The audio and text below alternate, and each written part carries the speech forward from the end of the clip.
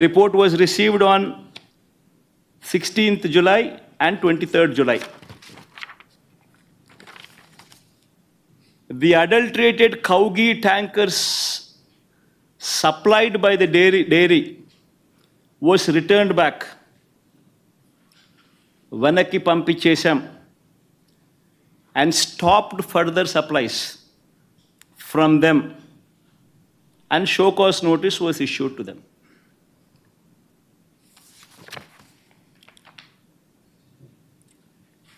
నేను అడుగుతా ఉన్నా, confidential report Telugu Desam party office September 19వ తారీఖున 2 నెలల తర్వాత తెలుగుదేశం పార్టీ ఆఫీస్ నుంచి రిలీజ్ చేస్తారు. ఈ గుజరాత్ నుంచి వచ్చిన ఈ ఎన్డీడీబీ రిపోర్ట్.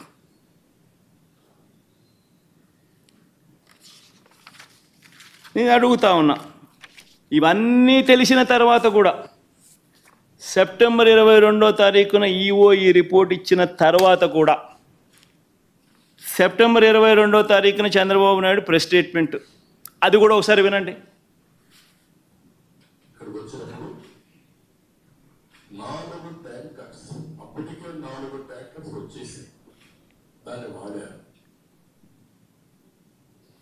అంటే చంద్రబాబు నాయుడు ఇంత రిపోర్ట్ వచ్చిన తర్వాత, ఈఓ ఇన్నిసార్లు స్టేట్మెంట్ ఇచ్చిన తర్వాత, ఇంత చెప్పిన తర్వాత కూడా 22వ తారీఖున చంద్రబాబు నాయుడు మళ్ళా ప్రెస్ మీట్ పెట్టి ట్యాంకర్లు వచ్చేసాయి, దాన్ని వాడేశారు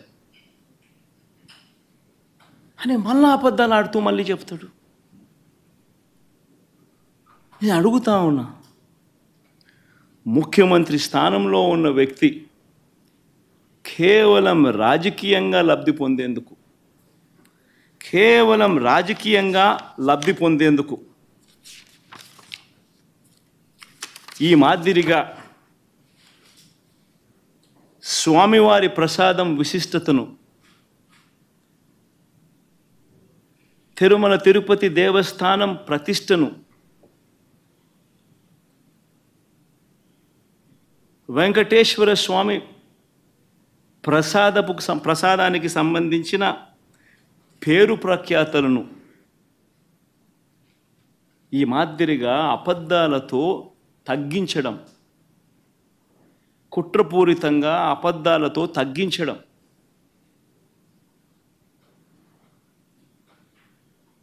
అపవిత్రత కాదా అని అడుగుతా ఉన్నా.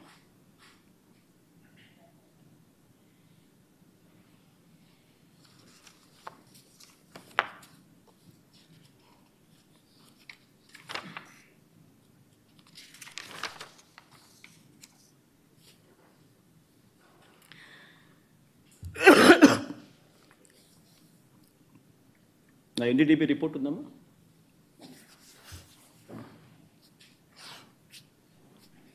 పోనీ ఆ ఎన్డీడీబీ రిపోర్ట్, ఆ గుజరాత్ నుంచి వచ్చిన ఎన్డీడీబీ రిపోర్ట్, పోనీ ఆ రిపోర్ట్ అన్నా కానీ ఖచ్చితత్వం ఉందా? ఆ రిపోర్ట్ అయినా ఖచ్చితమైన రిపోర్టా అని అంటే ఒకసారి గమనిస్తే ఆ రిపోర్ట్లో వాళ్ళే డిస్క్లైమర్లు రాసినారు. ఆ రిపోర్ట్లో వాళ్ళే డిస్క్లైమర్లు రాశారు.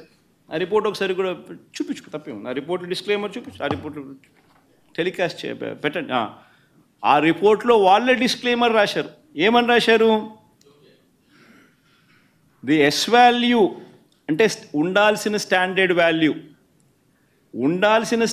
వాల్యూ కన్నా ఉన్న స్టాండర్డ్ వాల్యూ ఆ శాంపుల్స్లో డీవియేషన్స్ ఉన్నాయి.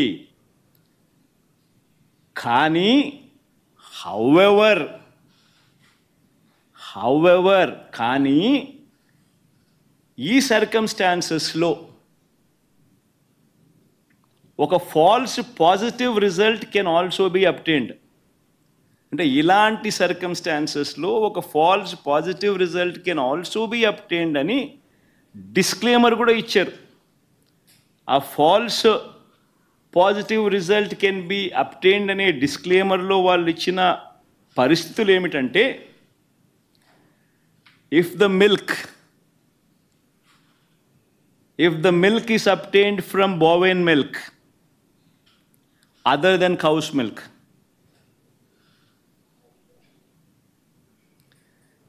if the milk is obtained from cows which received an exceptionally high feeding of pure vegetable oils, such as repressed oil, cotton or palm oil, etc. అంటే ఈ శాంపుల్ గన ఆవుల దగ్గర నుంచి ఆ ఆవులు high feeding of pure vegetable oils such as repressed oil, cotton, palm oil ఇటువంటివి తిన్న పరిస్థితులు ఆ ఆవులో ఉంటే ఈ రిపోర్ట్లు ఈ మాదిరిగా రావచ్చు అని కూడా చెప్పడం జరిగింది. ఆర్ ఇటువంటి రిపోర్టు ఏదైనా cow suffering from serious under feeding, అంటే ఒక ఆవు అండర్ ఫీడింగ్ లో ఉన్నప్పుడు, సరిగ్గా తిండి తిననప్పుడు, ఆ ఆవులో నుంచి పాలు తీసినప్పుడు కూడా ఇలాంటి రిజల్ట్సే వస్తాయంట.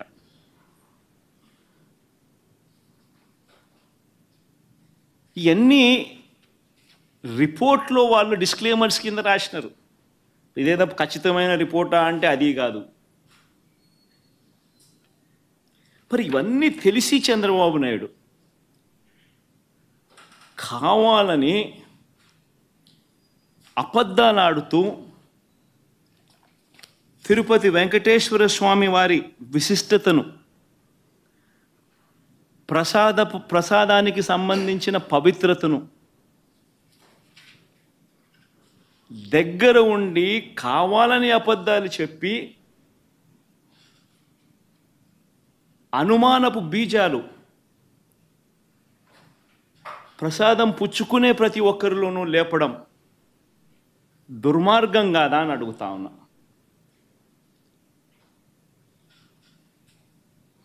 అపవిత్రం కాదా అని అడుగుతా ఉన్నా. నీ రాజకీయ స్వార్థం కోసం వెంకటేశ్వర స్వామి ప్రతిష్టను దిగజారుస్తూ ఉన్నావు. నీ రాజకీయ స్వార్థం కోసం వెంకటేశ్వర స్వామి ప్రసాదానికి సంబంధించిన విశిష్టతను దిగజారుస్తూ ఉన్నావు. జరగనిది జరిగినట్టుగా, యానిమల్ ఫ్యాట్తో తయారు చేసినట్టుగా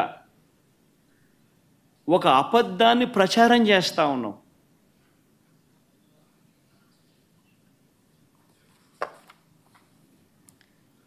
ధర్మమేనా అని అడుగుతా ఉన్నా.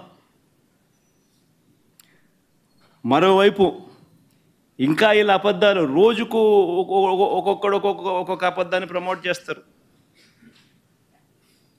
ఈ మధ్యకాలంలోనే ఇంకొక అబద్ధాలను వీళ్ళు ప్రమోట్ చేస్తూ నందిని బ్రాండ్ను కూడా వాడడం లేదని అంటాడు. కేఎంఎఫ్ పక్కన కర్ణాటక మిల్క్ ఫెడరేషన్ వారి నందిని బ్రాండ్ అని.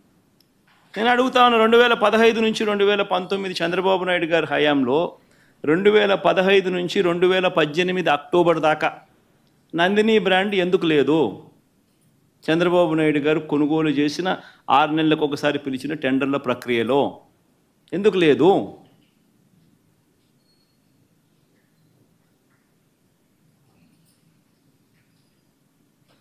నందిని వాళ్ళు కూడా అప్పుడప్పుడు పార్టిసిపేట్ చేస్తారు, అప్పుడప్పుడు పార్టిసిపేట్ చేయరు.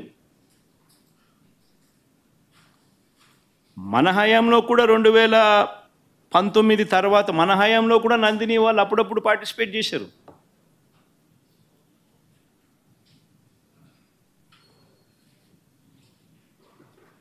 రేటు ఇంకోటి అంటాడు, 320 రూపాయలకి నెయ్యి ఎట్టు వస్తుందని.